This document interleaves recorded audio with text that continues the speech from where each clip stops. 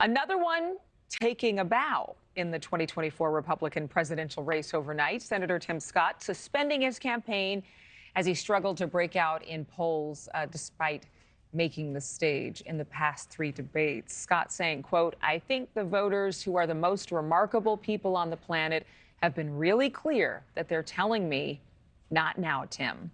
Let's bring in White House columnist for The Hill, Niall Stanage. Scott clearly a Mr. Nice Guy, but this is not surprising. I mean, even though he started with a lot of fanfare, he never broke 5% voter approval in any poll. We're 1 year out. Where do you see Scott's voters, those who backed him, going now? I think the main beneficiary is probably going to be Nikki Haley, the former United Nations ambassador, for a couple of reasons. One being, obviously, they share a home state in South Carolina. That also means that they had tended to sort of share or split donors and, of course, home state supporters. South Carolina is an important state in the primary process. And broadly, they represent somewhat similar ideological tendencies within the Republican Party. So I would expect her to benefit more than anyone else from Senator Scott's withdrawal. Do you believe he'll actually endorse someone at this time, or is it too early?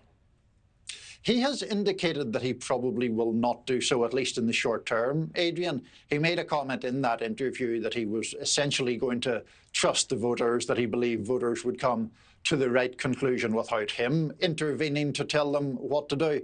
There's also the question of how much an endorsement is really worth, because, as you noted, it's not as if he has 20% support. Otherwise, he wouldn't be dropping out in the first place. He has, modest levels of support. Okay, so we have to go to another topic that is quite divisive, as if we've never done that before. But a conservative columnist, Ann Coulter, wow, where's she been lately? She's now likening the political fallout over Republicans' push for abortion restrictions to defund the police for Democrats. Can you explain this? Yes, I can. What her argument is that people on the right who push very hardline abortion restrictions are causing the Republican Party and their cause electoral damage, because she's arguing that they're pushing that to a point which is very different from where the voters actually are. It's worth noting that Ann Coulter herself is very vehemently opposed to abortion.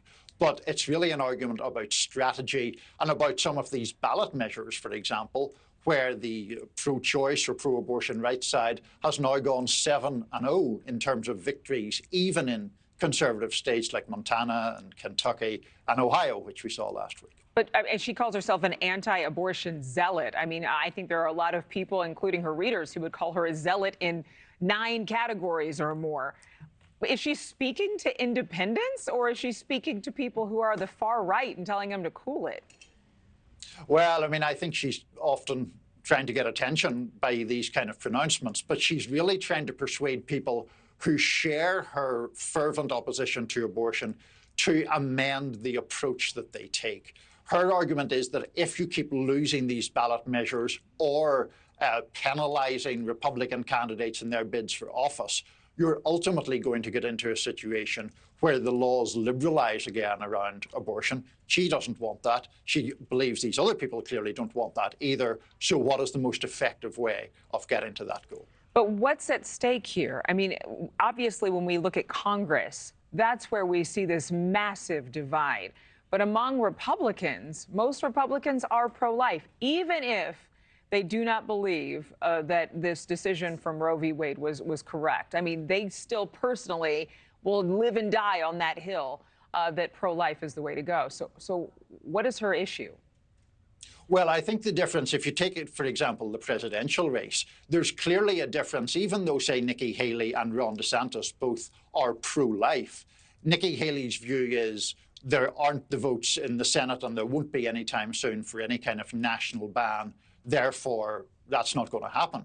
Now, Ron DeSantis' view is much different from that, supporting a very short ban in his home state, really making those kinds of issues central to his campaign and advocating for them very strongly.